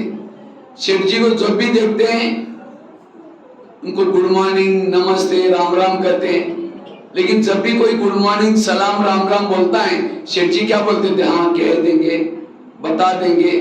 लोग बोल रहे कि अरे मैं हम इनको गुड मॉर्निंग, सलाम, राम राम बोलते हैं और ये क्या बोल रहे हैं, हाँ कह देंगे, बता देंगे। लेकिन किसी की हिम्मत नहीं थी, क्योंकि बहुत बड़े शेठ जी थे। तो एक दिन एक व्यक्ति जाकर के पूछता है, शेठ जी हम आपको गुड मॉर्निंग, सलाम, राम राम बोलते हैं और आप तो बोलते हैं कह देंगे, बता देंगे, ऐसा क्यों? तो शेठ जी हंसने लगे, कहते इसके पीछे बहुत बड़ा राज है। एक समय था मैं गरीब था, मुझे कोई भी नमस्ते, गुड मॉर्निंग कोई नहीं बोलता था। उसी समय मुझे एक माता प्रसन्न हो गई, लक्ष्मी माता, और लक्ष्मी माता प्रसन्न हो गई, इसके कारण मेरे पास धन आया। जब धन आया तो मैं क्या बना, शेठ जी बना। अब जब शेठ जी बना, मुझे देख करके लोग गुड मॉर्निंग, सलाम, राम राम बोलने लगे। वास्तव में मुझे नहीं बोलते, मेरे पास आई हुई लक्ष्मी को बोलते। मैं तो वही गरीब आदमी हूँ, इसीलिए मुझे कोई भी गुड मॉर्निंग, सलाम बोलता है, मैं कहता था हाँ कह देंगे, बता देंगे। इस सब बातों को मैं गिनता हूँ और गिन करके रात को जब जाता हूँ, मेरे रूम के अंदर एक लक्ष्मी माता का फोटो है और उस फोटो के सामने जाता है, कहता है लक्ष्मी माता, इतने लोगों ने आपको गुड मॉर्निंग बोला, इतने ने सलाम बोला, इतने ने राम राम बोला। इसीलिए मैं कहता हूँ कह देंगे, बता देंगे, कह देंगे, बता देंगे। इसी तरह आज हम भी क्या थे, हमको कोई पूछता था, लेकिन हमें एक मिला कौन, बाबा। और उसके बाद बाबा ने कलाई भर दी, विशेषता भर दी। तो मेरी महिमा मेरी नहीं, किसकी, बाबा की महिमा है। इसलिए निरहंकारी बनना, निरहंकारी बनने के संस्कार चाहिए। अभिमान के संस्कार बदल दो, गुस्से का संस्कार, अभिमान का संस्कार, काम विकार का संस्कार, ये सारे संस्कार आसुरी संस्कार है। अभी हमें असुरों से क्या बनना है, देवता बनना है। इसीलिए कहते हैं ना, शंकर शिव जी ने क्या किया, गणेश जी का गला काट दिया। क्या काट दिया, गला काट दिया। और वहां कौन सा गला लगाया, हाथी का गला। वास्तव में संगम युग का याद कर रहे हैं। बाबा ने भी हमारा क्या किया, आसुरी गला काट दिया। आसुरी गला काट करके हमें अब दूसरा गला लगाया, सिर दूसरा लगाया।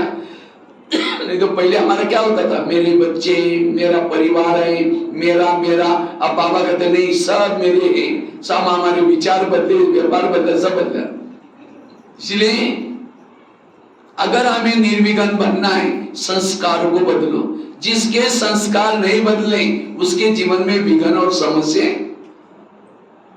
इसलिए गणेश जी का पेट बड़ा दिखाते, पेट बड़ा आता, कोई कुछ भी करता उसको पेट में संभालो। और क्या दिखाते हैं, गणेश जी को हाथी का सिर दिखाते हैं। और हाथी क्या करता है, कान हिलाता रहता है। क्यों हिलाता रहता है? कहते हैं हाथी के कान में चींटी गई मर जाता है, इसीलिए कान हिलाता रहता है। तो इसी तरह हमें भी निर्विघ्न बनना है, हमें भी अटेंशन रूपी कान हिलाते रहना है। लेकिन हम क्या करते हैं? क्या हुआ? कोई वेरत सुनाता और क्या हुआ? सुनेंगे तो ज्ञानी का अज्ञानी बन जाएंगे। इसलिए अब हमें वेरत बातें न सुननी है, न देखनी है, न सुनानी है। और क्या दिखाते हैं? गणेश जी को क्या चढ़ाते हैं? लड्डू, वो भी बूंदी वाले लड्डू चढ़ाते। अर्थात हमें भी निर्विघ्न बनना है। हमें भी ये जो बाबा ने मीठा सा लड्डू बनाया, ये ब्राह्मणों का एक एक बूंदी है। आप सभी आत्माएं क्या है? एक एक बूंदी, ये सारी बूंदी को मिलाकर के लड्डू बनाए। तो आपको बीच बीच में रोज सवेरे इस संगठन के साथ करके जुड़ के जाना है। अगर बूंदी अकेले हो जाएगी तो चींटी क्या करेगी? उसको लेके जाकर के बिल में डाल देगी, खा लेगी, चट कर देगी। इसीलिए रोज एक बार इस संगठन में जरूर आना है। जब यहाँ आकर के योग ज्ञान करके आएंगे तो माया आपसे डर जाएगी, भाग जाएगी। अगर 8 दिन 10 दिन संगठन में आए ही नहीं, माया चट कर देगी। इसलिए बूंदी को कभी अकेला नहीं रहना है, संगठन के साथ आकर ये जुड़ना है। ऐसे जो कार्यक्रम करते हैं भक्ति के, तो इससे में भी कल्याण है। इसलिए मैं जो भी सेंटर के कार्यक्रम है उसमें हमें भाग जरूर लेना है। इसलिए संगठन में आना, तब निर्विघ्न बन जाएंगे। और क्या दिखाते हैं? गणेश जी के हमेशा डांस करता है, एक पाँव ऊपर दूसरा पाँव नीचे। तो हमें भी डांस करना है। कौन सा? अब घर जाना है, अब घर जाना है। ये डांस करते रहो, तब निर्विघ्न बन जाएंगे। और क्या दिखाते हैं? चुहा दिखाते हैं। माया जो फूंकर मारती है, ऐसे माया के ऊपर जीत प्राप्त करना। तो इसी तरह निर्विघ्न बनना है। कौन बन सकता है? जो विरतों से मुक्त, अभिमान से मुक्त है। इसलिए कोई भी बात का अभिमान, निरहंकारी बनने के संस्कार चाहिए। तो आज इस भट्टी से हमें ये संस्कार, क्या क्या संस्कार है? तो एक तो गुस्से का संस्कार, कभी भी गुस्सा नहीं करना है, सदा पॉजिटिव बातें। मैंने अपने जीवन की भी कई बातें आपको सुनाई, कितनी परिस्थिति आई लेकिन कभी भी गुस्सा नहीं किया। अगर गुस्सा करेंगे बाकी सारे संस्कार जागृत हो जाएंगे। गुस्सा करने वाला कभी भी एकाग्र नहीं रहता, जितना भी उसने पुण्य किया सारा नष्ट हो जाता है, जीरो बन जाता है। और गुस्सा ना आए उसके लिए नेगेटिव को, अभिमान के संस्कार परिवर्तन करना। कभी भी हमारे अंदर अभिमान ना आए। अभिमान है, अपमान की फीलिंग होगी, तनाव टेंशन बढ़ता जाएगा। वेरत सोचने के संस्कार को खत्म करना, पर चिंतन करने के संस्कार को खत्म करना। इसलिए संस्कारों का परिवर्तन जरूरी है। ठीक है, अब हम 10-15 मिनट योग करके फिर पूरा करेंगे। ठीक है, सब भरपूर हो गए। और लास्ट की एक छोटी 2-4 लाइन में आपको बताएंगे, अगर आपके सारे संस्कार को खत्म करना है, आत्म अभिमानी बनने के संस्कार धारण करो, देह भान के आने के संस्कार को परिवर्तन करो। क्योंकि जितना आत्मिक स्वरूप में रहेंगे, भूत कहां रहता है? भूत कहां रहता है? जहां अंधेरा होता है वहां क्या होता है? भूत रहता है। इसी तरह इस भूतों को भगाना है, संस्कारों को परिवर्तन करना है, आत्म अभिमानी स्थिति में रहो। मुझे लगता है हर मुरली में बाबा कहते बच्चे आत्मा समझो, इस सदा आत्म अभिमानी की लाइट मेरी जली रहे। देह भान सबसे बड़ा विकार है। काम क्रोध बाद में आता है, पहले आता है देह का भान। इसलिए आत्मा के स्वरूप में टिकने का संस्कार दान करना है। और इसलिए सारा ज्ञान का सार क्या है? हमारे 4 सब्जेक्ट है बाबा ने दिए, ज्ञान, योग, धारणा और वही सब किसी ने आत्माभिमानी बनने के लिए। ब्रह्मा बाबा ने 2 पुरुषार्थ किया, एक बाबा ने आत्माभिमानी का पुरुषार्थ, दूसरा बाबा ने रोज इंद्रियों को कंट्रोल करने का पुरुषार्थ किया। इसलिए आत्माभिमानी वाला रात को सोया है योग लगा रहेगा, रास्ते में चल रहा है उसका योग लगा रहेगा। आत्माभिमानी वाला किसी के भी उसको दोष दिखाई नहीं पड़ेंगे। आत्माभिमानी वालों के अंदर देवताओं के संस्कार, देवताओं की संस्कृति आती है। अगर मुझे संस्कारों को परिवर्तन करना है, आत्माभिमानी स्थिति में रहने का पुरुषार्थ। लेकिन आत्माभिमानी बनने के लिए, जैसे बाबा ने पहले लेसन में सुना, शरीर क्या है तुम्हारी? गाड़ी है। आत्मा उसका क्या है? ड्राइवर है। जैसे गाड़ी का ड्राइवर सारा दिन गाड़ी को घुमा करके रात को कहां लगाता है? गैरेज में। और गाड़ी के अंदर नहीं सोता, सोने के लिए कहां जाता है?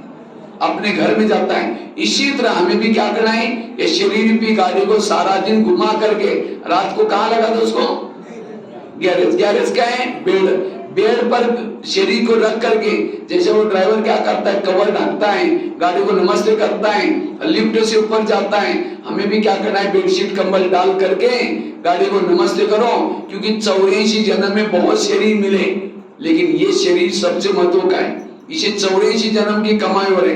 नमस्ते करके फिर मन बुद्धि से ऊपर जाकर के बाबा के पास हो जाओ। सवेरे उठेंगे कौन याद आएगा? बाबा।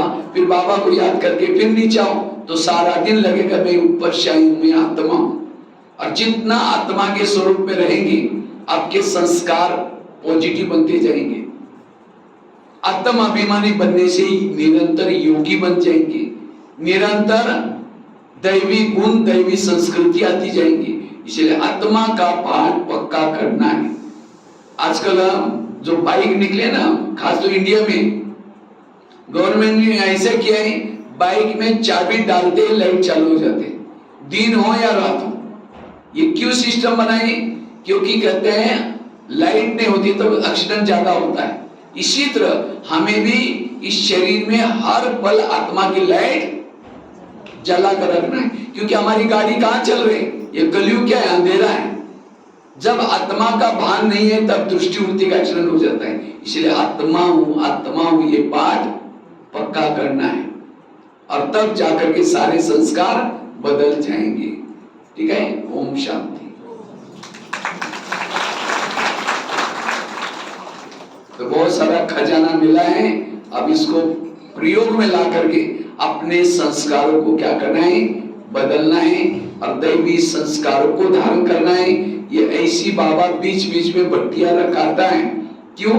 थोड़ा सा हम सो जाते हैं, थोड़ा सा सोचते हैं कि अभी पता नहीं कितना समय है, क्या है करके सो जाते हैं। बाबा फिर जगाता है थोड़ा सा कुछ करके। इसीलिए आज अच्छी तरह जग गए सभी। इसीलिए अब हमें 2 बातें 3 बातें अंडरलाइन करके जाना आज की बट्टी से। एक तो यहां से जाने के बाद रोज सवेरे अमृत वेला कैसी करेंगे? अलर्ट होकर के, एक्टिव होकर के। नहीं तो धृतराष्ट्र की माँ क्या होगी? जब ऋषि दृष्टि दे रहा था उस समय आंखें बंद कर दी, इसीलिए उसका बच्चा कैसा पैदा हुआ?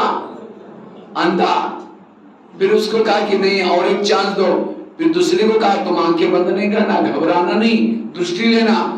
उसने घबराया नहीं, अपना आंखें बंद नहीं की, लेकिन घबरा गई। इसलिए कहा कि बच्चा तो पैदा होगा, लेकिन कैसा? कमजोर पांडु पैदा हुआ। फिर कहा कि नहीं और एक बार चांस दो। वो कहते तुम जाओ, ये कहते तुम। वो दोनों भी नहीं गई, किसी दासी को भेज दिया। कहा कि बच्चा तो पैदा हुआ होगा, लेकिन दासी पुत्र। ये सारी संगम युग की यादगार है। अगर आप अमृत वाला योग करते समय आंखें बंद करेंगे तो क्या बन जाएंगे? आंधे। आंधे मतलब आंखों के आंधी की बात नहीं, ज्ञान है, पता है कि गलत है तो भी कर रहे हैं। क्यों? दृष्टि नहीं ली, पावर नहीं ली। इसलिए योग में आंखें बंद नहीं करना और घबराना भी नहीं। अगर दृष्टि भी ली, घबराए नहीं, लेकिन इंद्रियों के अधीन होकर के कर्म किया, दास दासी, इसलिए सारा यादगार बन जाता है। इसलिए हमें बिल्कुल अलर्ट होकर के अमृत वेला का योग करना। और दूसरा, क्लास कितना बजे होता है? जिस समय क्लास होता है उसके पहले जाकर के आधा घंटे का योग करना। और तीसरा, रोज की मुरली ऑनलाइन में नहीं, लेकिन जहां पाठशाला है, जहां सेंटर है, वहां जाकर के सुनना। ये 3 बातें अंडरलाइन। और साथ में परचिंतन किसी का भी परिचिंतन, उसके लिए तो प्रतिज्ञा भी किया आप लोगों ने हाथ आगे करके प्रतिज्ञा किए। और चौथा कौन सा बताया?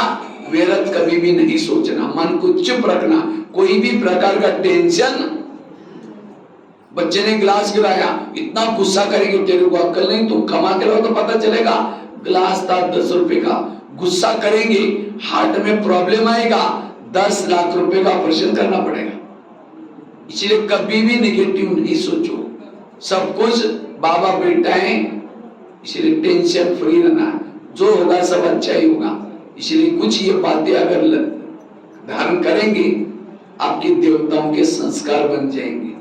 ठीक है, इसी के साथ धन्यवाद। ओम शांति।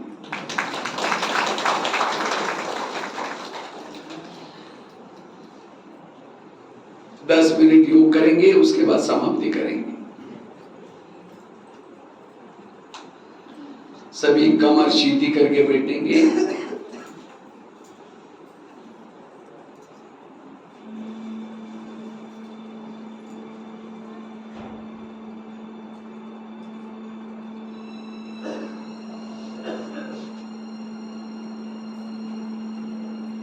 मैं ज्योति स्वरूप आत्मा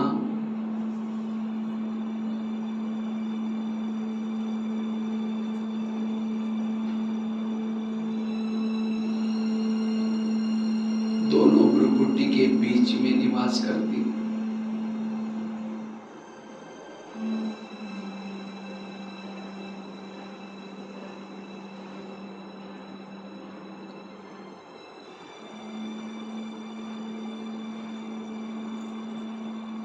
मैं आत्मा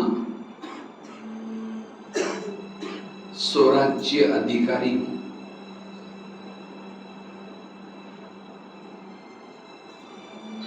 इन कर्मेंद्रियों का मालिक हूं।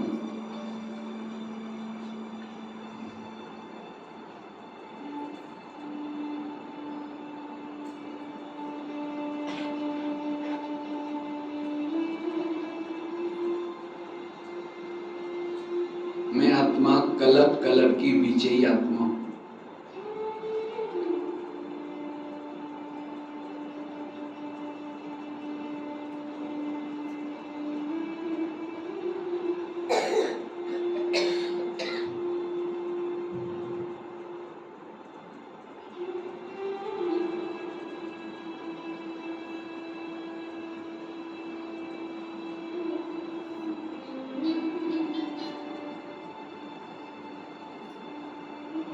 मैं आत्मा 84 जन्म में हीरो पार्ट बजाने वाली आत्मा हूं।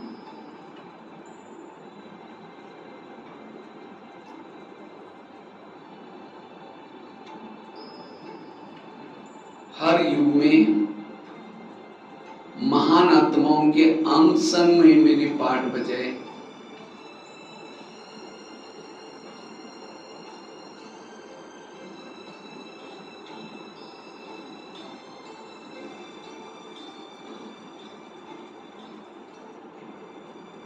अनादि स्वरूप में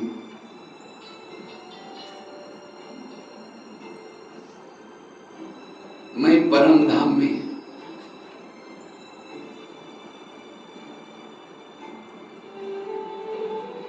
मूल वतन में बिल्कुल सर्वशक्तिमान के पास थी।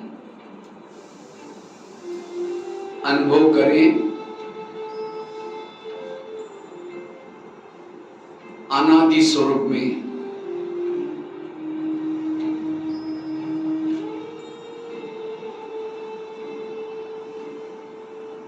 परम धाम में बिल्कुल शिव बाबा के नजदीक।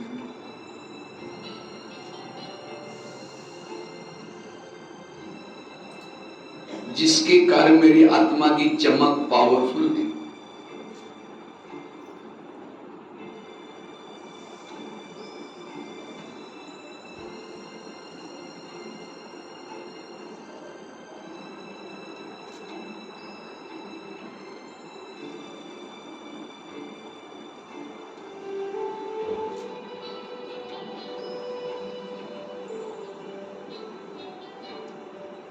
परम धाम में बाबा के पास हूं।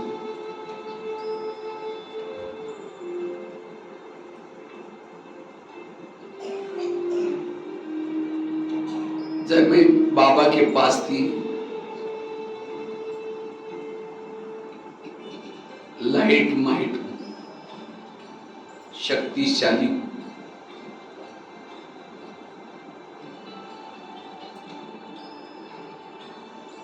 अब इस परम धाम से मैं आत्मा ड्रामा प्लान अनुसार नीचे जाती हूं, सृष्टि के आदि स्वरूप में जाती हूं।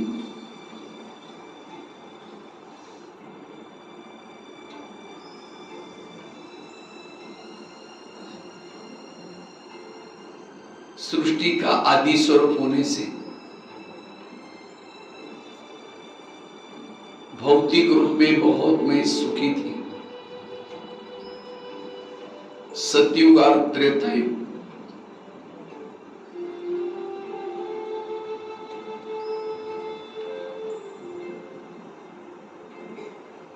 महान आत्माओं के अंग संग मैंने पाठ बजाए हैं।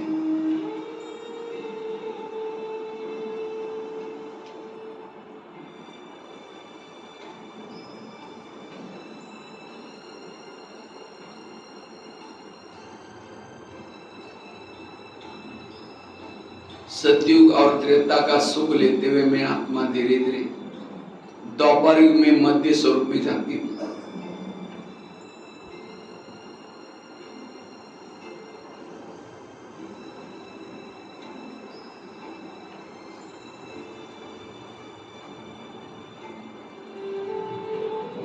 भक्तों के अंदर मेरे प्रति भावना,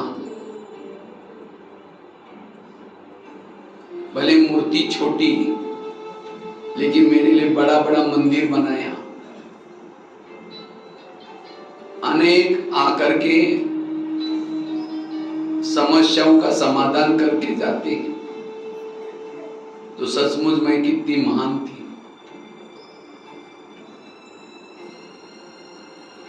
धीरे धीरे कलयुग में, भले दुनिया के दृष्टि में कलयुग था,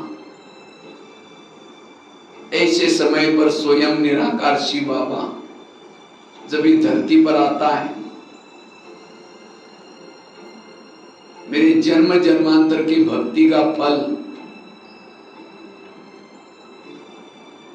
परमात्मा ने मुझे इस कलयुग के अंधकार से निकाल करके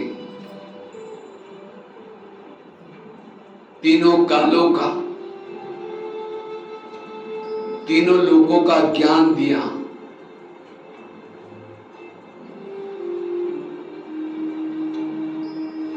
मैं अपने आप को भूल गई थी,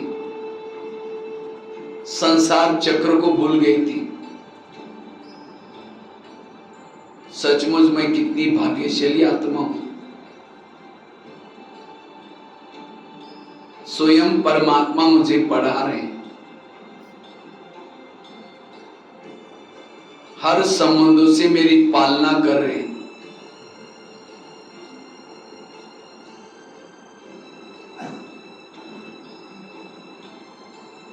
अब मुझे अपने संस्कारों को परिवर्तन करना है, क्योंकि अब ये काल चक्र पूरा हुआ है। मुझे वापिस अपने घर जाना है।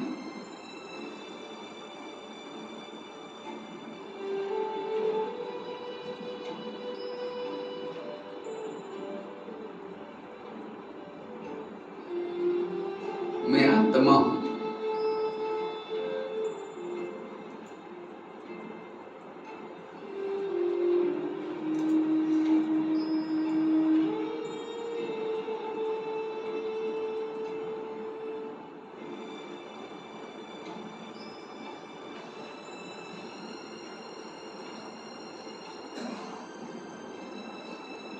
बिल्कुल हल्की हूं।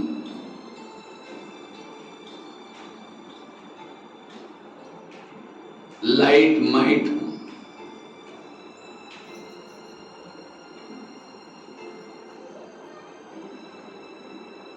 मैं एक फरिश्ता हूं।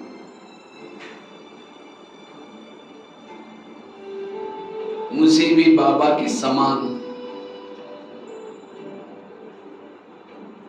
फरिश्ता बन करके अपने वतन में जाना है।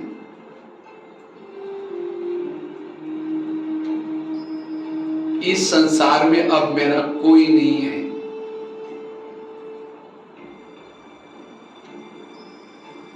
जिसको मैं अपना समझता था, जिनको मैं इन आंखों के द्वारा देखता हूं, यह सब कुछ नष्ट होने वाला है।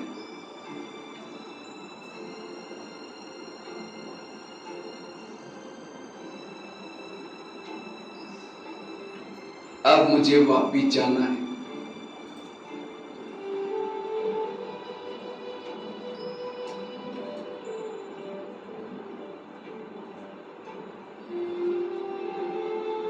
मैं एक तपस्वी हूं।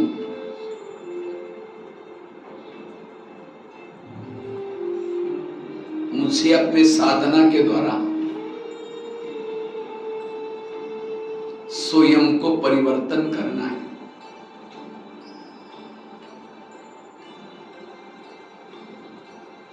मुझे अपने ओरिजिनल संस्कारों को अपने जीवन में धारण करना है।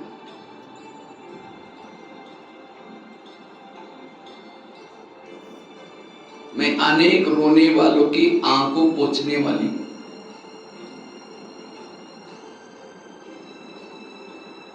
महान आत्मा हूं,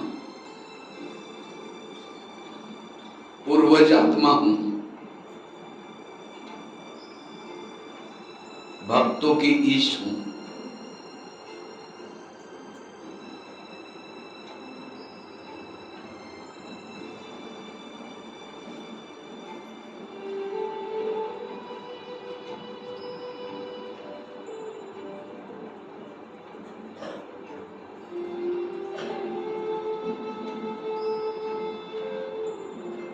सर्वशक्तिमान बाबा मेरे साथ में है।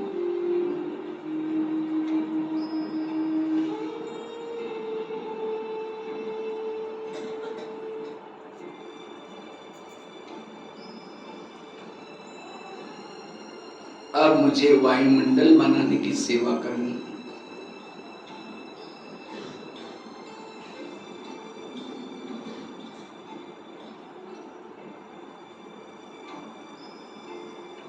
ओम शांति।